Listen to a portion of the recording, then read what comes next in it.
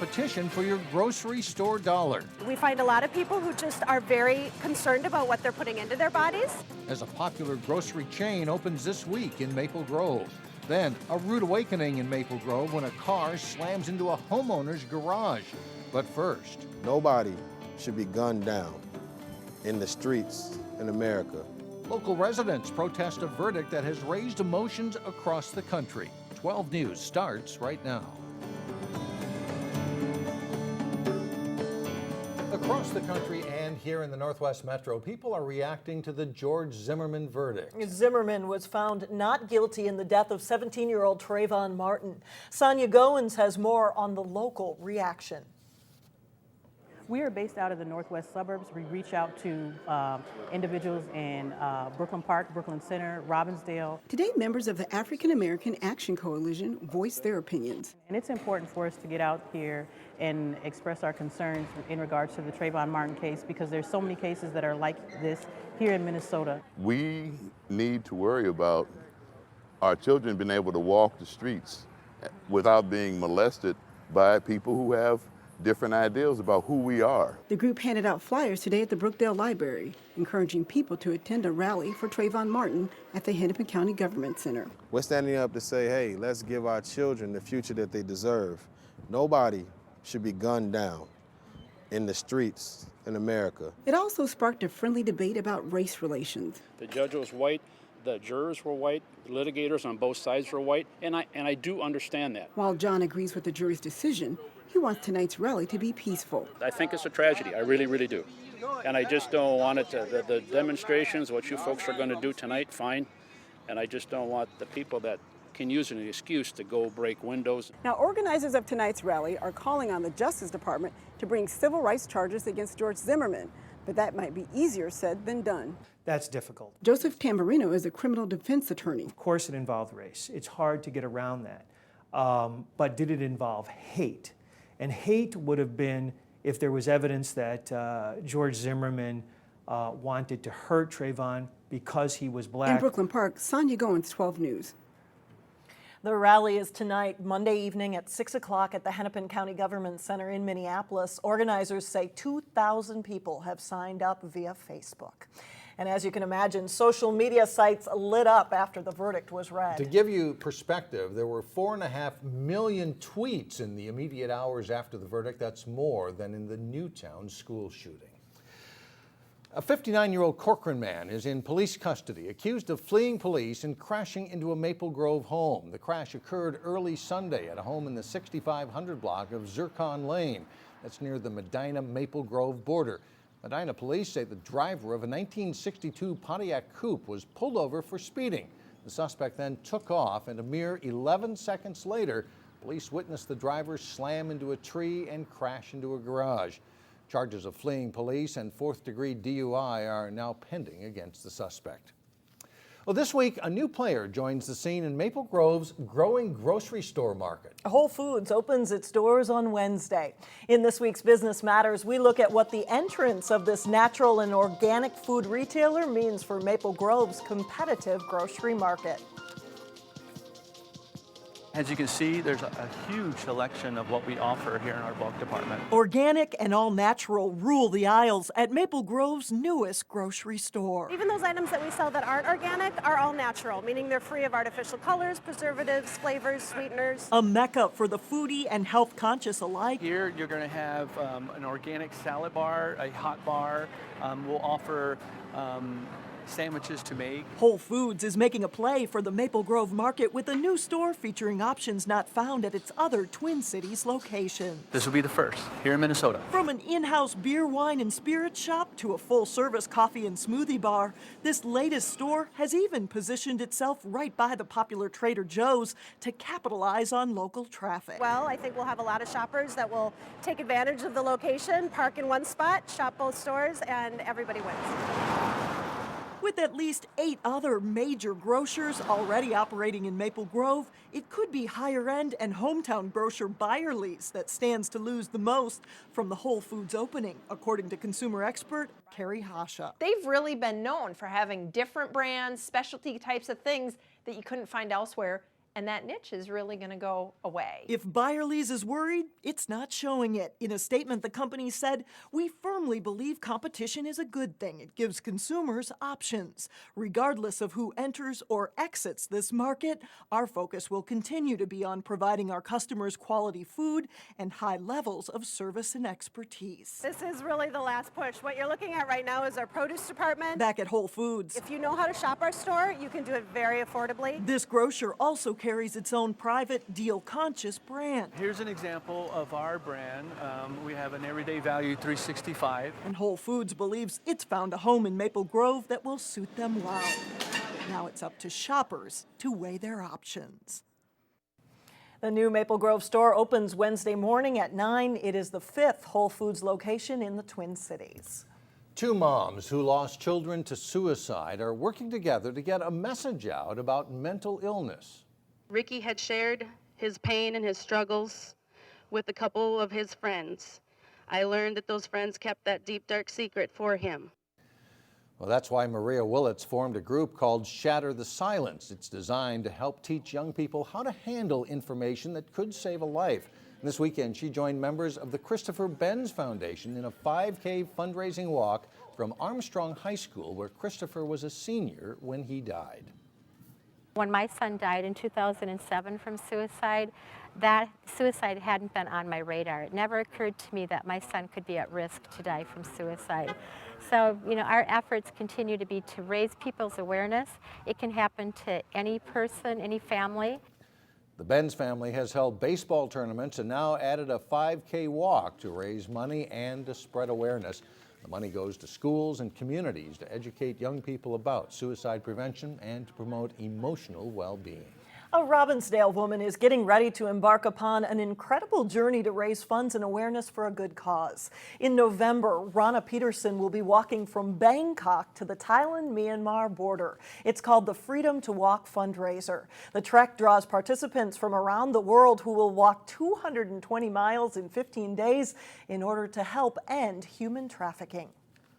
Their goal is not to just, raise the money and then have us just kind of go back home and forget about it, but to educate the walkers so that we can go home and hopefully educate our communities and make them better informed.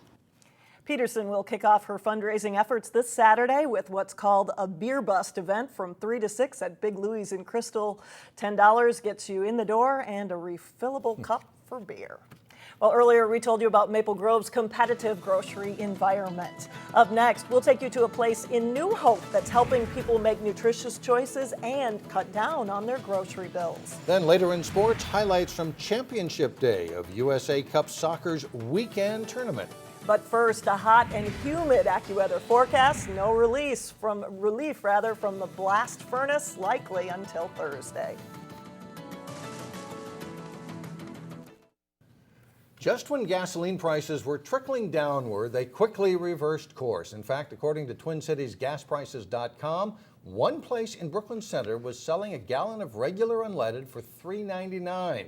The average price, though, around the Twin Cities is $3.59. That's still 9 cents higher than a year ago. Every other Monday, a New Hope warehouse turns into a grocery store that draws several hundred people. Fare for All is a grocery store designed to increase access to affordable and nutritional food for those in need. But as Delane Cleveland reports, the well-to-do are also encouraged to shop. Thanks. Have a good day. Once every 2 weeks, this New Hope warehouse becomes quite the busy place. We're anywhere from 200 to 300 people on a typical Monday. If you take a quick look at the prices, $30 even. you'll see why. I usually spend about $75 to $80 when I come, and I would probably spend twice that in the store. Chris Larson drives 40 minutes from her Rockford home every other Monday to stock up on meat and produce at Fare for All. They have really good variety. But for her, $75 even. it's not just about price and variety. I love to come and support the food shelves and get a bargain for ourselves. The more people who shop here, the better deal Fare for All staff members get from wholesalers. Actually participating in the program is a way to help support it and make sure that it stays around for other folks who really do need it. Sophia Lenars Coy is the Fare for All program manager. So what we do is we're a nonprofit. We buy fruits, veggies, and frozen meats in bulk, along with a few canned goods. She says people tend to cut fresh produce out of their diets when times are tough because those items tend to cost more. So then all of a sudden nutrition is sacrificed too. Here, those items cost 30 to 40% less than the typical grocery store because they buy in bulk and keep a limited selection. So Fairfarrell's really focused on making quality, nutritious food affordable to everybody. Everybody, meaning those in need and the savvy shoppers. All of us are having to watch money now, and so I tell a lot of people to come in here both for bargains for ourselves and because it does help the food shelves. In New Hope, Delane Cleveland, 12 News. The Fair for All warehouse in New Hope is open every other Monday from 9:30 in the morning to 7 at night. For more information, you can go to our website. It's 12.tv. Coming up, why Robbinsdale's mayor could be cutting a neighbor's lawn near you. But first in sports, highlights from 2 weekend events at the Robbinsdale Whiz Bang Days celebration. John Jacobson has that and more when we come back.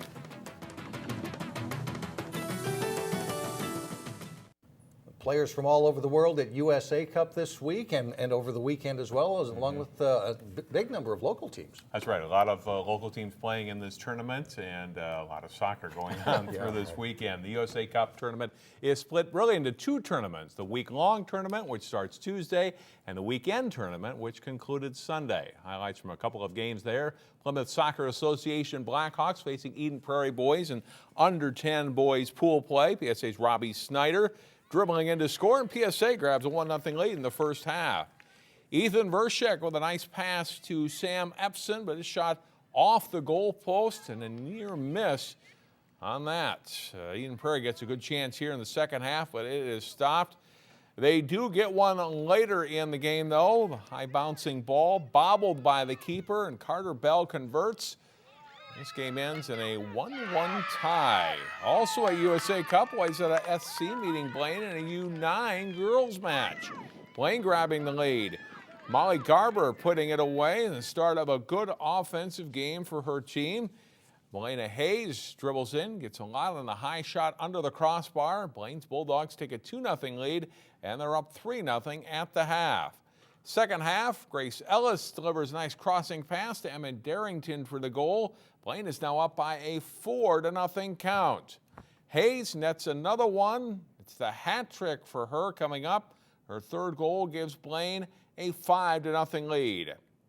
Wayzata does get on the board as Molly Sawada scores, but it's not enough as Wayzata falls in this game 5-1. City celebrations often have sporting elements to them, including Robbinsdale's Whiz Bang Days with a 10K and 5K run. This is the start of the Whiz Bang Days 10K Saturday after early morning thunderstorms cleared. Paul Schoenberger of Glencoe races to the win by just over 2 minutes, and the 10K is winning time 34 minutes, 34 seconds. In the lime green shorts here, 14-year-old Marcy James of St. Louis Park, the women's 10K champ, in a time of 44:33. In the royal blue with red shoes is the men's 5K winner, Brian Gregg of Minneapolis. Ignore that 10K guy next to him. And Megan Stewart of New Hope takes the women's 5K title in 21 minutes and 5 seconds. The 90-team Jim Hannes Memorial Gopher Classic Legion Baseball Tournament continued over the weekend. Osseo met Chester Bird at the Benilde site in one of the games. Chester Bird pitcher Marcus Barone runs into some early trouble. Osseo loads the bases in the second inning. And Brett Moody promptly clears the bases, driving it to the gap in right center field. McKinley Pierce, Bryce Selak, and Winston Lane score on the big hit from Moody for a 3-0 Osseo lead. In the bottom of the third, Chester Bird gets one back. Gabriel McDonald grounding a hit to left. James Heck scores. Benilde guys are within 3-1. Up 3-1, Osseo gets a hustle run here. The pitch gets away on ball 4 to Moody. Selak dashes home to slide in safely. That makes it 4-1. Still in the fourth, Haven Williams singles to center to bring Lane home. Osseo's lead grows to 5-1 at this point. That's plenty for Andrew Cronin. He gets some defensive help here on the way to a 6-1 win. However, none of the local teams advanced out of pool play to this week's tournament finals. Whiz Bang Days Youth Baseball Tournament wrapped up Sunday. Robbinsdale Indians taking on the New Hope Giants in the semifinal game. Jordan Zimmerman scoring in a bases-loaded walk issued to Josh Leonards, and the Indians lead 2-0 after half an inning. Giants come back in the bottom of the inning. Andrew Thurston singles to center field. Sam Enderline scores, and the Giants tie the game at 2. Nice defensive play here by Giants third baseman B.J. Berry, diving to catch the flare off the bat of Christian Hundley, and then Berry stepping on third to double off the Indians runner. Giants take the lead on this swing in the fourth. Cody Giger blasting one to left center over the fence. It's a 3-run homer for Giger. That makes it 6-4, and the Giants would later go up 7-4. But the Indians get a big inning at the plate in the 6th. Peter Mickelson batting. A pass ball allows a sliding Will Johnson to score, and the Indians chip away at the Giants' lead. Zimmerman provides the big hit of the inning, a short fly to right that drops in for a base hit. Kyle DeJesus and Chris Kurth both score on the play, and the Indians go ahead 10-7. Tony Langfellow picked up the save in relief and was later named the tournament MVP. The Indians beat the Giants 12-7 in this game and later beat the Crystal Golden Valley Cubs for the tournament championship. While the surrounding area has changed a great deal, the Hamel Rodeo is still going strong. Friday action at the 33rd annual Hamel Rodeo. Nick Guy is quick in steer wrestling. The Wisconsin Cowboy does the job in just 3.9 seconds. Tie down roping, Ryan Botham of Oklahoma right on target with the rope. His best showing of the night is 9 seconds. Drew Wilking of Hartford, South Dakota, hanging on tight in the bareback competition. He records the top score of this performance on Friday with a score of 83. The barrel racing competition includes a number of Minnesota women, including Samantha Sauter of Osseo. Sauter races in the novice division as a solid showing with a winning time, or the time rather, of 16.79 seconds. They saved the bull riding for last, and Gumby Wren of Peru, Nebraska stays on, and he scores a 76. I mean, it looks like Gumby flying around there on that. That's a look at sports for today. All right, thanks, Don. We'll be right back. Well, finally, a reason Robbinsdale's mayor may be a little extra tired. Robbinsdale celebrated Whiz Bang Days over the weekend with all sorts of activities, including a 5K race. Well, Robbinsdale Mayor Regan Murphy, who ran in the race, said that he would personally mow the lawn of any Robbinsdale resident who beat his time. Well, I finished 22nd overall. Luckily, out of the other 21 people that beat me, only 2 were from Robbinsdale. So I have 2 lawns to mow at some point in time this summer. The proceeds from the race benefit the Humphrey Cancer Center, and he runs about 7.5-minute miles. That's pretty good. It's pretty good. We'll see you tomorrow.